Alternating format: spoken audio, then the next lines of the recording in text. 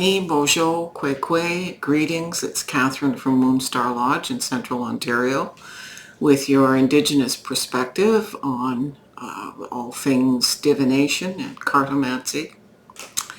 And welcome if you're new to this channel, and welcome back if you're a regular. I am waxing philosophically this week.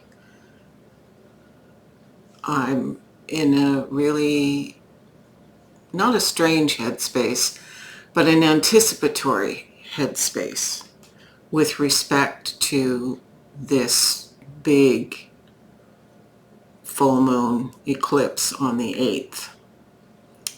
A lot's been happening in our home and a lot is changing, but my shamanic training reminds me to step back into the observer position to prepare for when I go into action shamanically with this eclipse on the 8th of November. So it is the full moon of Wax Tall Woman, who is our grandmother of this moon cycle, the 11th moon cycle. And she's all about integrity and being good to our bodies, the integrity of the physical, emotional, intellectual, and spiritual.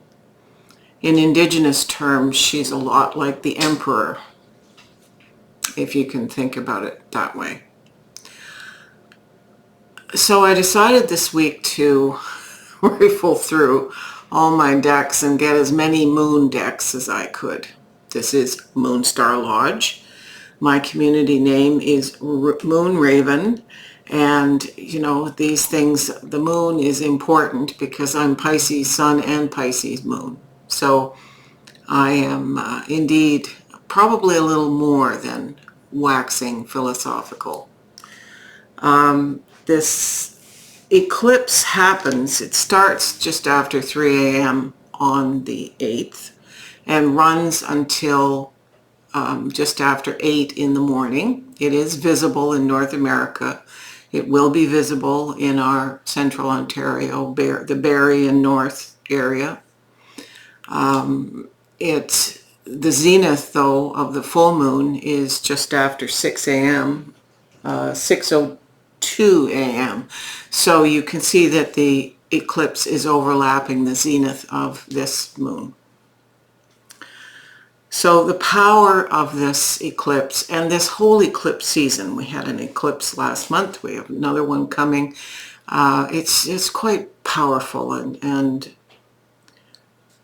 we're not expected to do for the sake of doing, but spiritually to be, so that what we do is from a place of centeredness and observation and the way of right relationship, as Wax Tall Woman would have us do. So I'm using Tarot of a Moon Garden. I'm sorry I don't have the box. This goes back to the 70s. This is such an important deck to me that I have 2 copies. The Wandering Moon, the Wandering Soul, which is the companion oracle to the Wandering Moon. The Wandering Echo, which is the alternative additional major arcana. The Spirit de la Lune, which is a round deck.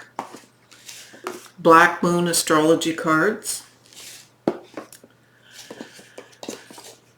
Moonology manifestation, because that's what we're trying to do. So I'm using that deck, not the original Moonology. Queen of the Moon, and First Light Tarot, which is a major arcana tarot with 22 supportive additional cards. Quite beautifully done. I have always wanted to do the Hanging a Moon tarot, but Brian prevents me from that bad behavior. All right. But if you'd like to see the Hanging a Moon Tarot, leave me a comment because I'm right there. All right, let's get serious here. Can we go to the cards there, Brian? All right, so I've alternated Wandering Moon Tarot with Tarot of a Moon Garden for our tarot row, and then one card from each of the other decks for the supportive oracles. So we start with the Tower card. So, revelations, immediate change starting this week. And this runs, by the way, from November 7th. So we're in the full moon energy right away from the get-go, and the eclipse energy building. And it runs till the 13th of November. There will be 2 mini readings during the week, typically midweek and end of the week. And I'll be using the same decks in support of this reading. So as the week evolves, I pull more cards. So our Tower, so abrupt change in life. This isn't just changing hair color or changing fingernail polish. This is big life change. And it's a change that is reflecting our hopes and dreams, for this is the Star card. What better card to support a reading with the moons but the Star card? It's our hopes and dreams, and the full moon is shedding light on this Tower moment. We come into this with the energy of the Emperor. And what's interesting to me, just like last week, this is the Emperor card from a different deck. So we have Emperor energy. And what is Emperor energy?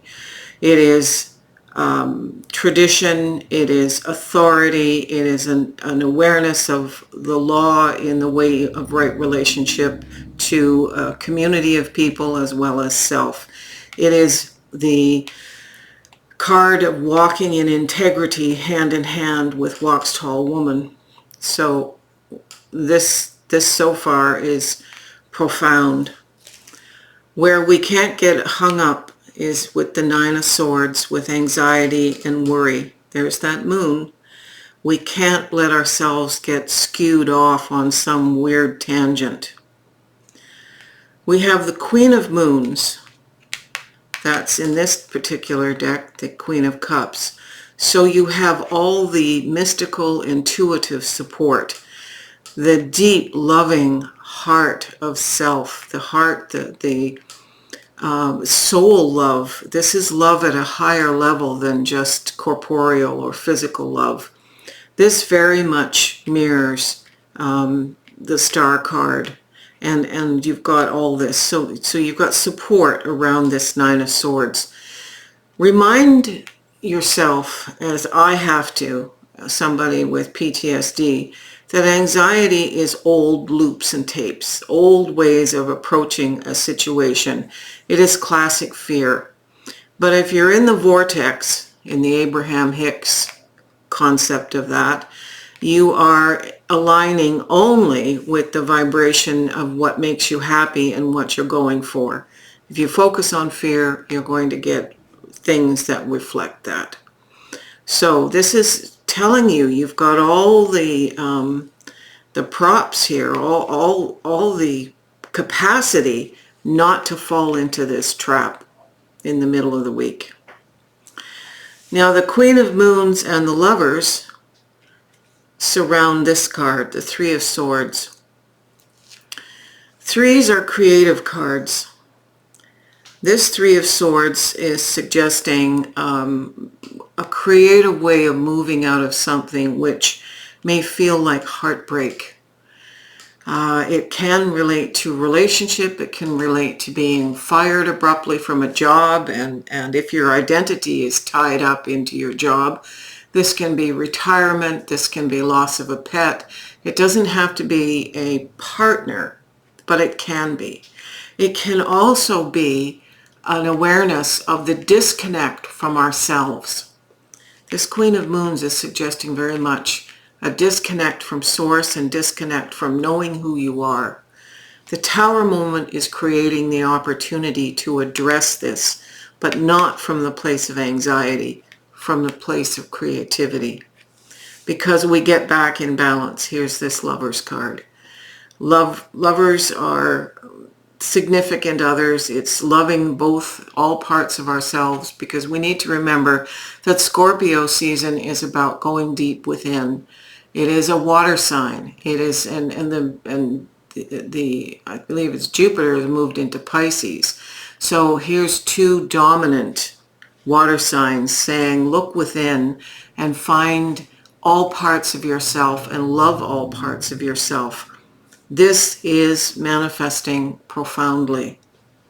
So, what cards support us? Here we have this Emperor card.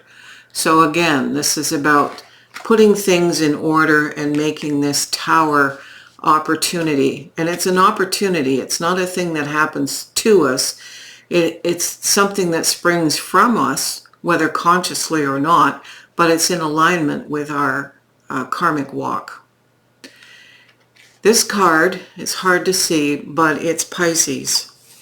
So Pisces is where, as I just said, I believe it's Jupiter is in Pisces now, I think until mid-December-ish.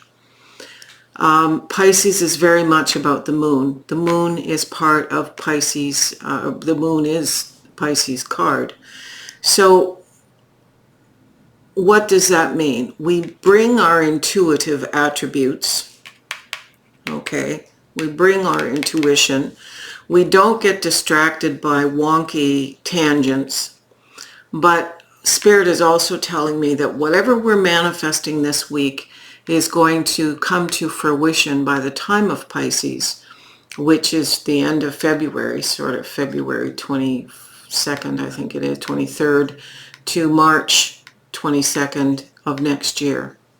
So we're creating something that manifests in about 5 months. This card from the Moonology deck is the New Moon in Scorpio card. We've just had the new moon. We're going to have the full moon. But it's reminding us that Scorpio is about going deeper, going and finding those parts of ourselves that we want to shut away. It's not always shadow, but when we think about the eclipse, it is the moon in shadow, the full moon in shadow. This card, this is a fascinating card. This is a supermoon card, and it's about attraction. So we are attracting to us those things which support, because we have the Queen of Moons in this reading, and because we have the Lovers. So we are attracting everything we need, and we need not fear that we can't attract whatever this Tower moment is creating in this journey that manifests in Pisces time. This card is the card of the 7th house. So have a look at what planets and things are positioned in your 7th house. But the 7th house is partnership. Again, partnership with others, community, and self.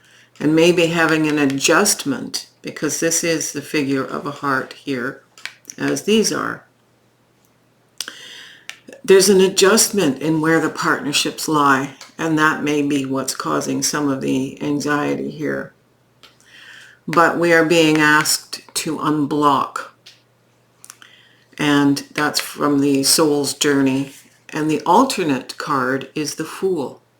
So we know that the Tower moment is ending up creating a brand spanking new journey. You can flip the camera, Brian. What a wonderful and powerful eclipse reading. So I said at the beginning I was coming into this as the observer, and having channeled this reading from my spooks. I've called them that since I was a little girl, first connecting with angels, guides, and teachers, and then other kinds of spirit guides. This gives me great hope and a great sense of understanding that as the observer of what I need to do shamanically in this eclipse time is very clear. And I hope it is clear for you. I welcome your comments. It's a time to do rituals. If you don't know what rituals are or don't know how to do that, don't worry. Set your intentions. Set your intentions. What is it that you want? And primarily to stay in the vortex. Sorry, we're having a dog moment there. When you're in the vortex, what you're projecting are the visual images of how wonderful things make you feel when you do them. So if you're getting a new vehicle, you see yourself taking the keys in your hands. And if you're starting a new job, see yourself as excited and happy. Whatever it is that makes you happy. If you're sewing something, whatever, make sure you visualize the things that make you happy and throw that into the eclipse time during this full moon. And Walks Tall Woman and the universe will help make it so. So that's it for today. Like the video if it's appropriate. Subscribe. That always helps us in the standings with Google.